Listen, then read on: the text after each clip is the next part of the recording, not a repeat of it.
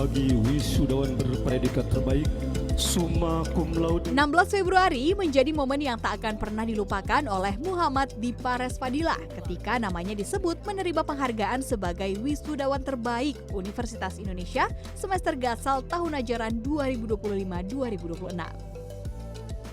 Hasil nyata ini didapat usai Dipa secara konsisten dan disiplin menyelesaikan jenjang pendidikan di Fakultas Kedokteran selama 3,5 tahun.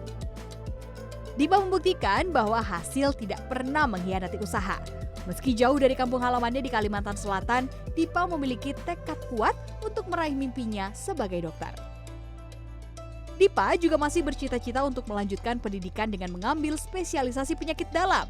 Wah, salut ya! Yuk kita kenalan lebih dekat dengan peraih summa cum laude UI ini. Oke, banyak anggapan mungkin ya atau pemikiran IPK Fakultas Kedokteran 4 nyaris mustahil.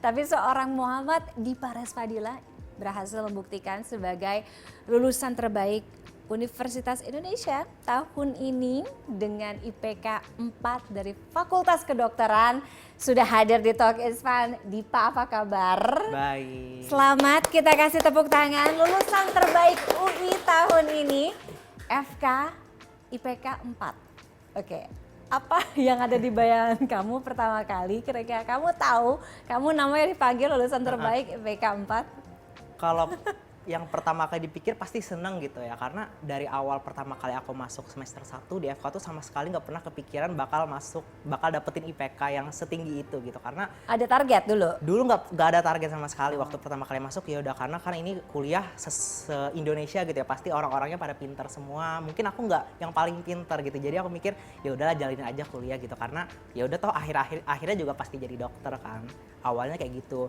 Cuman waktu itu tiba-tiba karena aku kan berusaha keras aja, karena aku menghindari remedial waktu itu, usahanya menghindari remedial biar nggak remet gitu.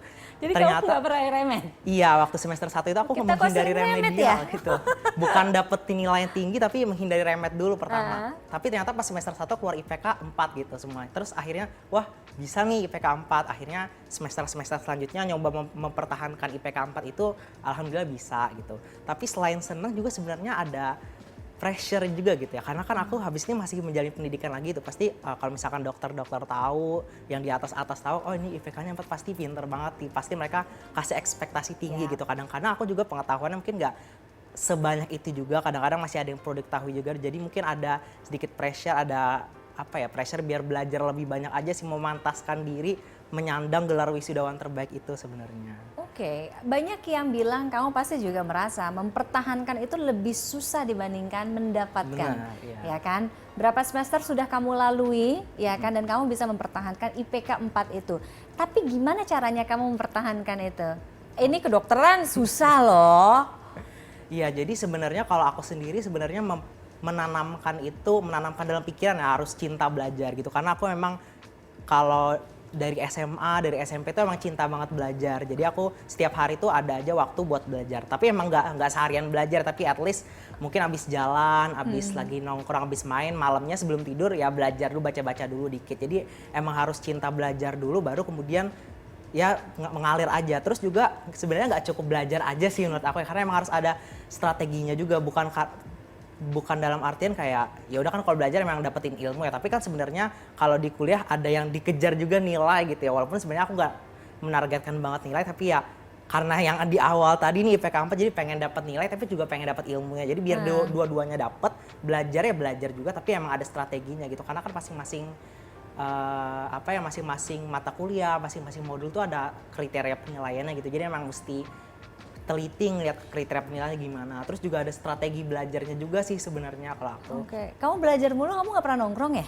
Nongkrong, justru aku kalau diajak teman-teman nongkrong itu kadang enggak. Bisa IPK 4 itu nggak pernah main ya? Sebenarnya strategi, jadi kalau misalkan aku nih habis nongkrong gitu, terus kok 2 hari lagi ada ujian tapi kayaknya seru nongkrong gitu. Mungkin aku mengorbankan hal lain, jadi misalkan 2 sehari sebelumnya nggak tidur gitu buat belajar persiapan ujian. Jadi memang menurut aku sih bisa-bisa aja, tapi memang harus ada yang dikorbanin. Misalkan kalau pengen pengen tidurnya bagus, ya aku stop nongkrong dulu. Tapi kalau pengen nongkrong, ya mungkin ada beberapa kali aku tidurnya mungkin dikorbanin sedikit-sedikit gitu. Dikorbanin itu tuh gimana tuh? Setiap kali kamu mau ujian gitu, kamu tidur berapa jam? Nah biasanya aku kalau misalkan ujian itu ya sebisa mungkin tuh nggak tidur, tapi mungkin 1 jam baru 1 jam tidur. Cuma nggak tiap hari. Biasanya H-1, H-2 ujian aja aku biasanya. Karena aku tuh gregetan gitu Kak, karena misalkan aku nggak pernah merasa cukup buat ujian, aku merasa selagi ada waktu, yang penting belajar aja dulu lah, ntar abis ujian baru tidurnya gitu. Ini juga mungkin salah satunya karena faktor kamu adalah anak daerah, anak rantau. Karena kan Dipa ini asalnya kan dari Kalimantan Selatan, sehingga di Jakarta untuk kuliah di UI memang tidak ada keluarga gitu ya, nggak ada sanak saudara, nggak ada family. Itu juga punya kontribusi juga nggak sih? Iya benar sih sebenarnya, karena waktu aku SMA itu aku selalu tidur tepat waktu, ya mau ujian apapun pasti tidur gitu. Terus di sini sebenarnya faktornya juga karena emang gak ada yang ngingetin buat tidur, jadi kayak ya udah tidur aja. Terus abis itu juga aku ngerasa karena kan aku dari Kalimantan itu sering kali ikut lomba-lomba nasional gitu ya, ketemu anak-anak Jabodetabek, ketemu anak-anak yang super duper pintar. Biasanya aku nemu kalau yang menang itu pasti kalau nggak dari Jabodetabek, Jawa gitu. Dan aku dari SMA itu merasa minder gitu. Pun itu yang aku rasain ketika awal semester 1 gitu. Jadi aku benar-benar belajar keras untuk menghindari remedial. Tadi awalnya cuma buat menghindari remedial, terus makin kesini ini targetnya biar dapat nilai di atas 90 gitu buat Tapi kamu dari SMP SMA memang pinter, maksudnya ranking terus gitu, juara terus? Iya, kalau di SMP SMA ranking terus. Konsisten ya, memang dari kecilnya memang pinter melulu gitu ya. Oke, apa yang membuat kamu memutuskan kamu waktu itu mengambil kedokteran? Apa yang membuat... Tahu kan kalau kedokteran itu susah? Iya. Nah, Justru awalnya aku nggak pernah kepikiran sama sekali buat masuk kedokteran gitu. Karena waktu aku SMA aku ikut olimpiadenya tuh olimpiade fisika. Jadi emang tiap hari itu belajar fisika. Dan di kelas 10, kelas 11 aku tuh mikirnya aku kayaknya pengen masuk teknik deh. Waktu itu sempet pengen memantapkan juga, pengen masuk FTMD ITB waktu itu. Terus waktu itu aku juga... Terus waktu di kelas 12 semester 1 aku mulai rethink lagi nih, karena merasa kayak kok bosan, kok capek gitu, karena hitung-hitungan mulu kan otak kayaknya rasanya mau meledak gitu karena ngitung-ngitung mulu gitu. Terus aku mikir lagi, emang kalau misalkan aku jalanin ini seumur hidup bakal seru, bakal berkesan buat aku bisa menjalannya. Karena kan kalau kita udah nyemplungin diri ke dunia kuliah kan harapannya kerjaannya juga linear sama yang kita jalanin gitu kan. Jadi bisa nggak ya aku seumur hidup berkutat di fisika gitu. Aku kayaknya nggak enjoy gitu, sehingga pas pertengahan kelas 12 yang mulai orang-orang udah pada mikirin kuliah-kuliah, aku juga jadi mikir lagi. Terus aku mikir, kayaknya kalau aku belajar tentang manusia, tentang sistem tubuh manusia, terutama di biologi, aku kayak enjoy gitu. Walaupun bacaannya banyak, tapi aku lebih enjoy gitu. Terus aku juga suka bersosialisasi gitu kan orangnya. Jadi kalau dokter belajar biologi, terus juga belajar tubuh manusia, belajar dasar-dasar biologinya juga sedikit-sedikit juga, itu enjoy buat aku. Plus juga aku komunikasi dan sosialisasi sama orang juga sebagai seorang dokter. Jadi makanya aku memutuskan ini kayaknya aku enjoy kalau aku menjalani ini seumur hidup aku gitu. Kalau aku sendiri cenderung orang yang lebih suka mikir gitu, karena ada kan spesialis-spesialis yang lebih banyak tangannya kerja kayak bedah, opsi gitu kamu kan. tuh sukanya nyari susah ya? Sukanya Justru mikir, sukanya belajar yang skill gitu itu kan? menurut aku justru lebih susah menurut aku. Kalau kayak misalkan jahit nih, aku kadang agak tremor gitu kan, menurut aku lebih susah daripada aku kesusahan ke depannya. Aku lebih suka yang banyak mikirnya. Sekarang kamu umur berapa, Dip? 21 mau 22. Sehingga kamu menghabiskan masa-masa, bayangin ya, kita kan jiwa pramuda ya soalnya ya. Jadi kayak masa-masa muda itu kan masa-masa yang nggak pernah bisa diulang, katanya kayak gitu. Nah, kamu melewatkan masa-masa muda kamu, main-mainnya, nongkrong-nongkrongnya. Jadi ada harga yang harus kamu bayar, tapi dengan hasil yang seperti sekarang. Tapi ada harga yang harus kamu bayar juga, sehingga itu mungkin terbuang. Pernah ada penyesalan gitu gak sih? Gue ngelewatin itu loh, itu kan gak bisa gue ulang lagi. Sebenarnya kalau misalkan dibilang membuang masa-masa muda sih, menurut aku sih enggak ya. Karena aku so fun banget ketika di S1 aku ketemu teman-teman yang juga sefrekuensi, ketemu teman-teman juga dari berbagai fakultas ya sebenarnya ada ya.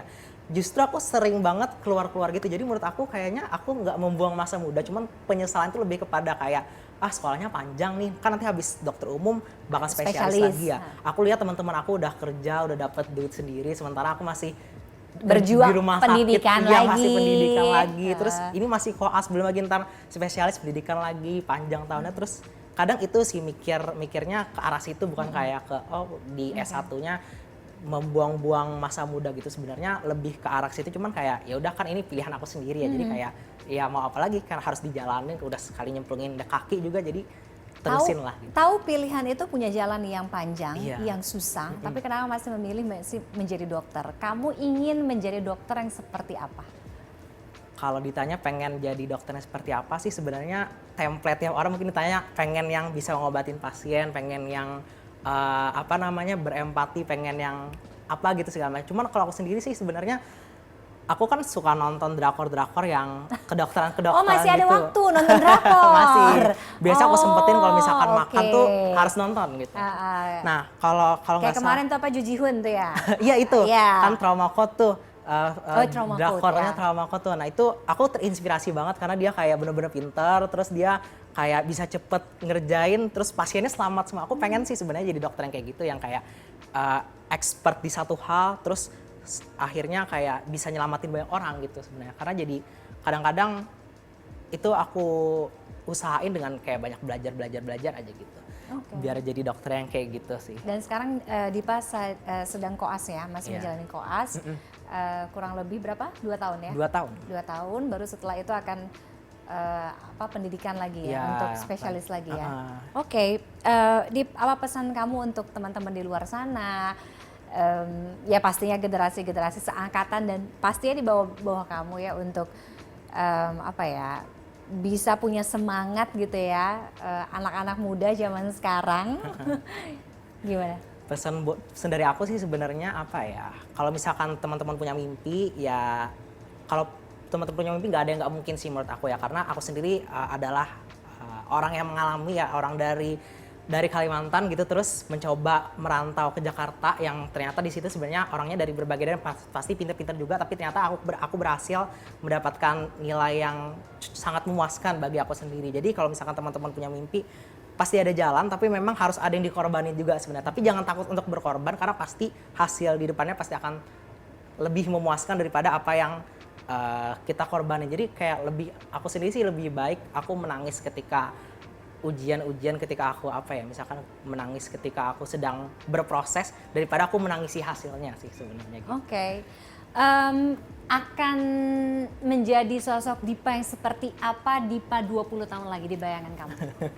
20 tahun lagi mungkin aku jadi spesialis penyakit dalam, terus penyakit spesialis neurologi, lagi lagi interaksi ke pasien gitu. Terus sekaligus juga aku pikiran buat jadi staf pengajar juga sih, sekaligus jadi dosen juga. Jadi kayak ketemu calon-calon dokter baru nih, lagi kuliah, misalnya lagi kuliah di Depok, terus ngasih kuliah, ngasih pengajaran gitu.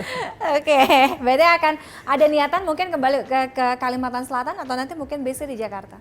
Mungkin bisa dua-duanya sih, mungkin ada kepikiran mau balik juga, kadang juga pengen juga sih kesini jadi staf di RSCM gitu.